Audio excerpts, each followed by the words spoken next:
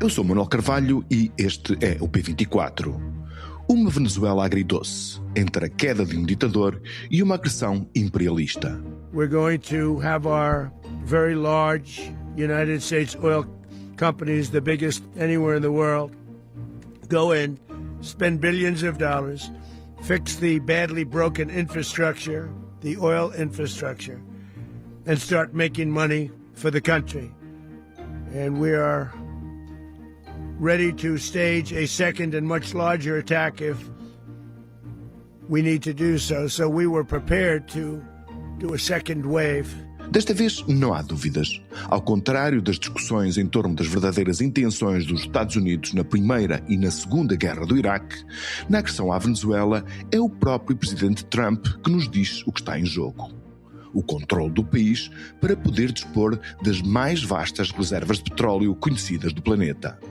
A ordem judicial que serviu de pretexto para a operação militar funcionou assim como uma cortina de fumo para que os Estados Unidos afastassem Maduro e os seus aliados da Rússia, da China e do Irão do hemisfério ocidental. O velho quintal das traseiras onde Washington não prescinde de mandar. Agora, Trump quer transformar a Venezuela num protetorado, numa nova República das Bananas, como aconteceu outrora na Nicarágua, no Panamá ou na Guatemala. Só que, em vez de bananas e da United Fruit, o que está em causa é o petróleo e o apetite dos gigantes norte-americanos para o explorar. Conhecida a estratégia de Washington, falta ainda saber o que esperar da Venezuela. O fim de uma ditadura cruel foi saudado pela diáspora venezuelana em todo o mundo, mas o regime chavista não caiu. A vice-presidente Delcy Rodrigues subiu ao lugar de Maduro e não dá sinais de querer representar o papel de marioneta que Donald Trump anunciou ter para lhe entregar. Se o regime bolivariano não se desfizer e se cumprir as promessas de lutar contra o que diz ser uma agressão colonialista dos Estados Unidos, Donald Trump só conseguirá levar o seu plano avante com uma nova intervenção militar, que, de resto, já admitiu. Mas estará a Venezuela mobilizada para lutar em nome de um regime que oprimiu o seu povo e o arrastou para a miséria? Hélder Silva, jornalista, esteve enquanto enviado da RTP 3 vezes na Venezuela, onde passou várias semanas. Teve assim a oportunidade de conhecer o país por dentro, conhecimento que transferiu para o seu livro, Histórias por Trás da História, Venezuela. É o nosso convidado deste episódio. Este é o P24. O seu dia começa aqui. Viva, Hélder Silva, muito obrigado por vires ao P24. O regime de Maduro não se dissolveu com a captura do seu líder e a sua sucessora, Delcy Rodrigues, promete lutar contra a agressão dos Estados Unidos. Tu achas que na atual situação o regime tem condições de unidade e de mobilização para ser capaz de angariar os venezuelanos para essa luta? É capaz de ter possível fruto da força, que foi aquilo que na prática fez Nicolás Maduro quando assumiu o poder em 2013, depois da morte de Hugo Chávez. O Maduro, se bem se lembram, era um motorista de autocarros e, portanto, era uma pessoa cujo carisma também não era merecedor de grande confiança nem da comunidade internacional, nem sequer internamente. Diosdado Cabello era, se quisermos, o número 2 do Hugo Chávez, era a pessoa cuja expectativa, ou sobre quem mais recaíam as expectativas de quem pudesse eventualmente suceder a Hugo Chávez. Acabou por não ser, porque o Hugo Chávez, antes da morte, se incompatibilizou com Diosdado Cabello e acabou por ser Nicolás Maduro. O que é que eu quero dizer com esta contextualização?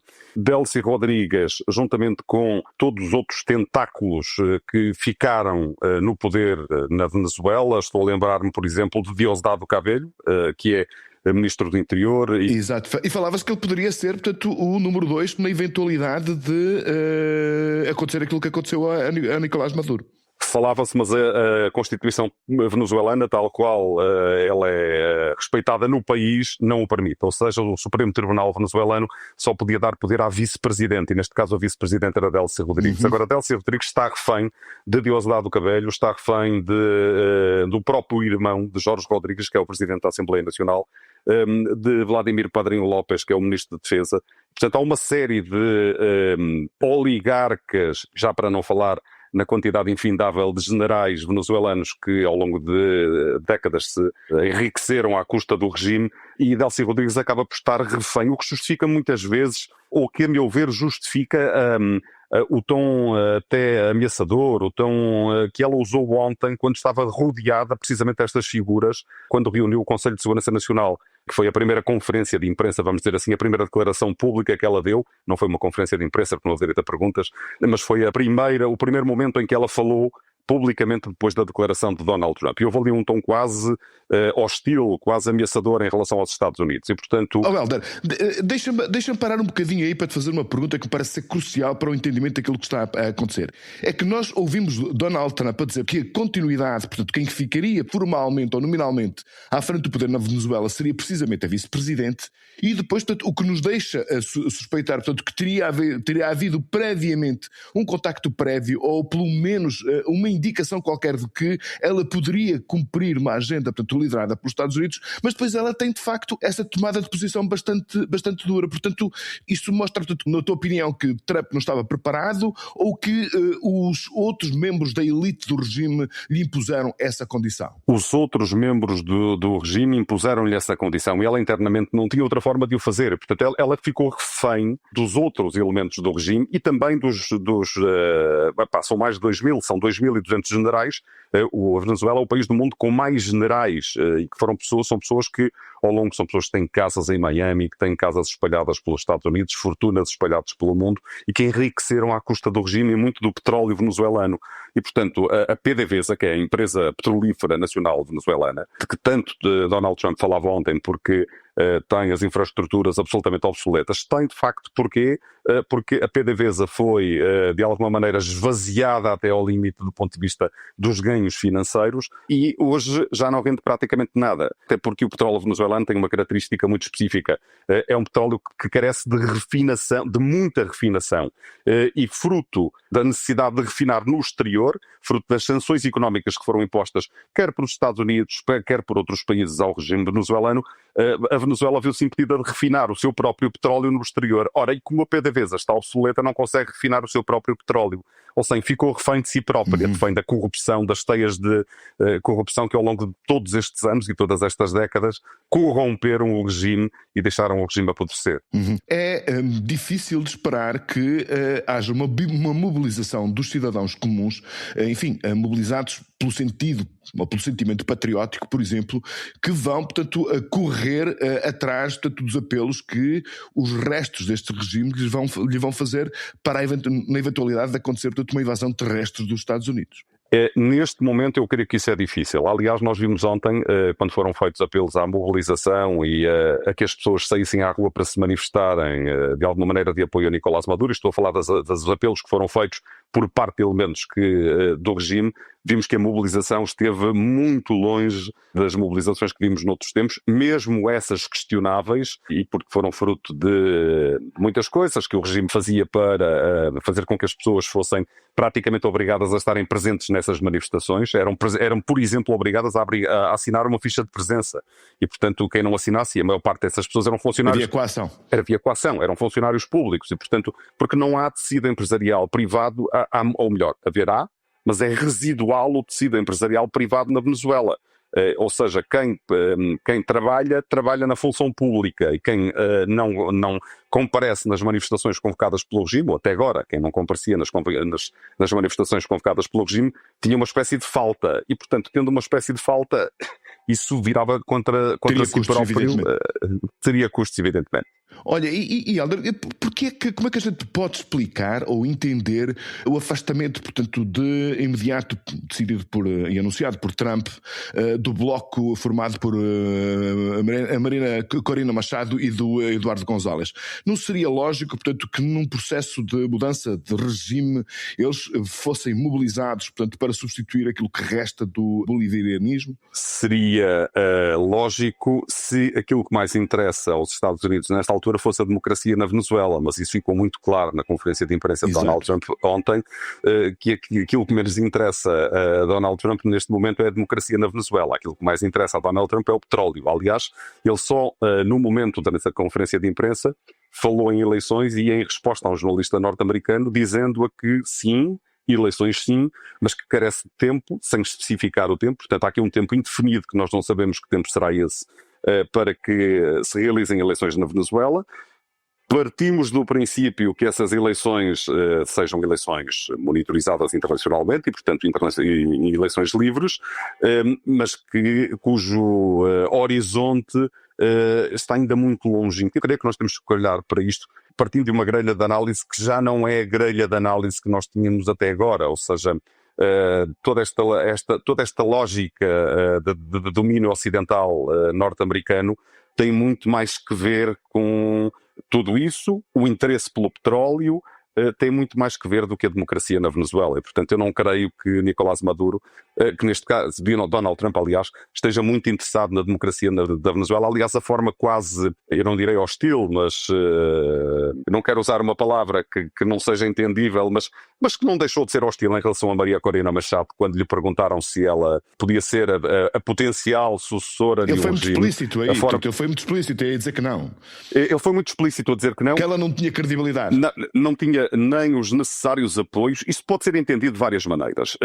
Na verdade, Maria Corina Machado não foi eleições e, portanto, o presidente eleito, de acordo com as atas que foram publicadas pela oposição, o presidente eleito da Venezuela não é Maria Corina Machado, é Edmundo González Urrutia. E, portanto, se a pergunta tivesse sido feita em relação a Edmundo González Urrutia, não creio que Donald Trump tivesse margem para dizer, pelo menos da forma que disse. A verdade é que Maria Corina Machado não foi eleições e, portanto, ela está impedida de ir a eleições porque está inabilitada de se candidatar a funções públicas durante 15 anos pelo atual regime, pelo regime que era liderado por Nicolás Maduro.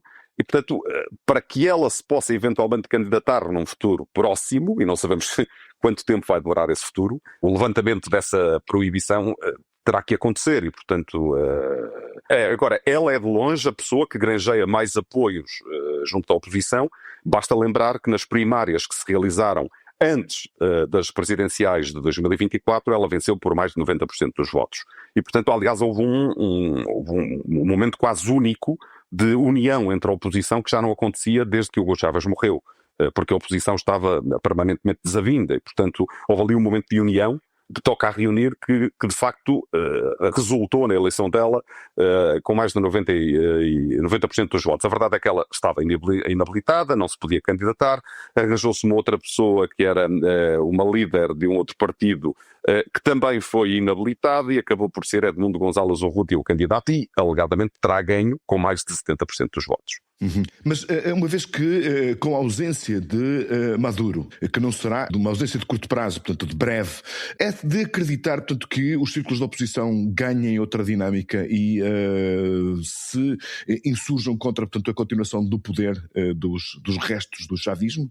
Não creio, pelo menos a oposição que é leal, próxima de Maria Corina Machado e Edmundo González Urrutia. Aliás, ela própria, já depois de Donald Trump ter feito a declaração que fez em relação a ela própria, não se manifestou contra aquela declaração do presidente norte-americano. E, portanto, eu creio que a oposição venezuelana, eu tenho feito contactos com a oposição venezuelana ao longo dos últimos dias, está naquela fase de querer que este é o primeiro dia do resto das vidas deles e que as vidas deles podem demorar muito tempo e, portanto, não querem hostilizar o regime, neste caso o presidente norte-americano, por um motivo muito simples, porque foi ele que efetivamente decapitou o regime. Por outro lado, também não querem que o poder norte-americano se eternize ao longo de muito tempo, dando colo, se assim se pode dizer, ao regime venezuelano, porque efetivamente o regime venezuelano não caiu. E, portanto, a democracia na Venezuela não existe. Há mais de 900 presos políticos na Venezuela. Eles não vão ser libertados, ou pelo menos não há nenhuma indicação de que eles sejam libertados nos próximos dias nem nos próximos tempos. E, portanto, ontem ouvimos Donald Trump falar muito sobre petróleo. Ele usou a palavra petróleo dezenas de vezes, usou a palavra eleições uma única vez e, como digo, quando instado por um jornalista norte-americano sobre a hipotética realização de eleições. E, portanto, eu creio que o presidente norte-americano vai, ao longo dos próximos meses, tentar ganhar alguns dividendos fruto de toda a potência que a Venezuela tem enquanto exportador de petróleo, exportador de diamantes, exportador de ouro. e depois disso talvez venhamos a ter eleições, e essas sim livres, e eventualmente com candidatos de vários partidos da oposição, sem haver uma só candidata única, e eventualmente até com pessoas do atual regime. Uhum. A grande questão que permanece em aberto, portanto, é de saber se o que resta do regime de Maduro está disposto a colaborar, a seguir as ordens dos Estados Unidos, ou se, pelo contrário, portanto, vai querer seguir a sua própria via, fazendo com que, de acordo com a própria ameaça de Donald Trump, haja uma segunda vaga de ataques militares à Venezuela. Mas isso, enfim, já é uma questão que entra mais no domínio da futurologia, não é verdade? É uma questão que entra claramente no domínio da futurologia, mas há essa espécie de cadafalso sobre estas pessoas que compunham o regime, o núcleo duro de Nicolás Maduro, sobre as quais havia inclusive recompensas norte-americanas, porque estão também condenadas pelo crime de narcotráfico, terrorismo. Estou-me a lembrar, por exemplo, de Diosdado Cabello, cuja recompensa era de 25 milhões de dólares. A recompensa por Vladimir Padrino López, o ministro da Defesa, era de 15 milhões de dólares. E, portanto, há sobre eles acusações de narcotráfico, de terrorismo, e estas pessoas ontem estavam sentadas à mesa com Delcy Rodrigues, que estava de Constituição na mão, tal como Nicolás Maduro apareceu inúmeras vezes, a dizer que a Venezuela nunca será uma colónia de nenhum outro império, e portanto essas pessoas estavam lá. Portanto, o regime não caiu, o regime está de pé. A minha dúvida é de facto essa, a força que o regime poderá ter para se reerguer e mobilizar as pessoas dentro da Venezuela. Tenho a profunda convicção de que isso não vai acontecer, porque a Venezuela quer a mudança. É pelo menos os sinais que eu consigo recolher a partir do território, é pelo menos os sinais que me chegam de todas as pessoas que lá vivem, com quem tenho falado, e portanto, e é também um sinal que chega das últimas eleições a acreditar nas atas que foram divulgadas pela oposição, que a Comissão Nacional de Eleições se recusou a divulgar e que o regime de Nicolás Maduro também se recusou a divulgar. Uhum. Muito bem, vamos aguardar pelos próximos episódios, pelos próximos capítulos desta história. Hélder Silva, muito obrigado por teres vindo ao P24, foi um enorme prazer ter-te aqui connosco. Até uma próxima, obrigado. Até à próxima, obrigado. Sim! Na sua mensagem de Natal, o primeiro-ministro elegeu Cristiano Ronaldo como exemplo para um país que, diz Luís Montenegro, precisa de acreditar nas suas possibilidades. De imediato, várias críticas se fizeram ouvir contra a escolha. José Pacheco Pereira e Susana Peralta estão entre os colunistas do Público mais empenhados nessa crítica. E a partir do fim de semana, Ana Cristina Leonardo juntou-se-lhe com brilhantismo. Escreve a colunista num texto com o sugestivo título Montenegro, o cheerleader. Estar no jantar de gala com Mohammed bin Salman e Donald Trump, fazer campanhas de turismo para a Arábia Saudita, dizer que Trump consegue fazer as coisas acontecer, é política. A separação entre o desporto e política não é naturalidade, é um ato de despolitização estratégica. O jogador ao serviço de um regime autoritário torna-se só desporto. Elevá-lo a um modelo de comportamento vira motivação. Nestes espaços que a democracia liberal declarou neutros, a extrema-direita opera livremente, escreveu Ana Cristina Leonardo. O P24 regressa amanhã. Tenha um excelente princípio de semana. Para não perder os novos episódios, subscreva este podcast do Público na sua aplicação preferida. Para além deste programa, há mais para descobrir em público.pt/podcasts. O Público fica no ouvido.